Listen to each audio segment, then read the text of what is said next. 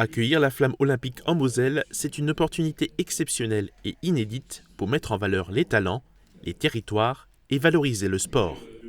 C'est sur ces mots que Patrick Weiten, président du département, a entamé le dévoilement du parcours de la flamme en Moselle. La flamme sera portée le 27 juin par quelques 110 relayeurs en 7 points sur le département. Chaque point relais a été choisi pour son histoire industrielle, ses savoir-faire ancestraux, son patrimoine ou son rôle dans la construction européenne. Au lendemain de son périple du 26 juin en Alsace, la flamme va débuter la journée mosellane à Meisenthal. C'est là que la première torche sera allumée. Elle partira rue de l'Alsace pour terminer dans la Halle Verrières.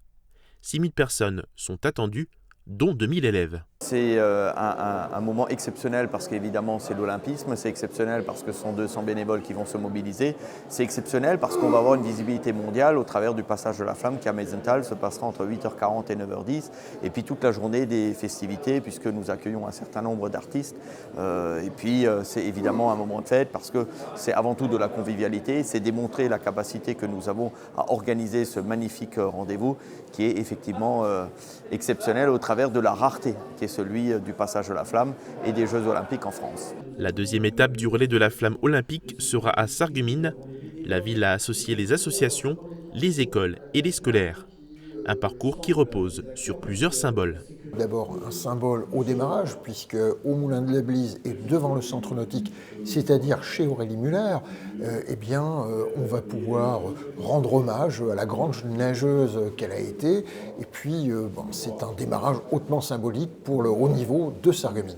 Et puis, la flamme remontera à l'avenue de l'Église, qui est devenue l'avenue sportive de Sarreguemines, puisqu'un grand nombre d'équipements sportifs et de haut niveau se situent à cet endroit-là, pour arriver ensuite au nœud symbolique qui est la place Schumann, où le transfrontalier, bien sûr, est mis à l'honneur, avant d'emprunter la rue de l'École, puisque là aussi les élèves pourront assister, participer, animer comme il se doit.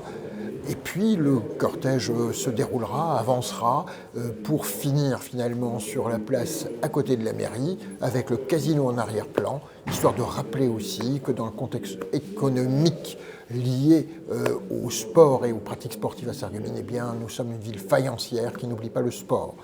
Chaque relayeur portera la flamme sur 200 mètres à une vitesse moyenne de 4 km/h, ce qui va laisser à la foule le temps d'apprécier ces instants inédits, chargés des valeurs olympiques, amitié, respect et excellence.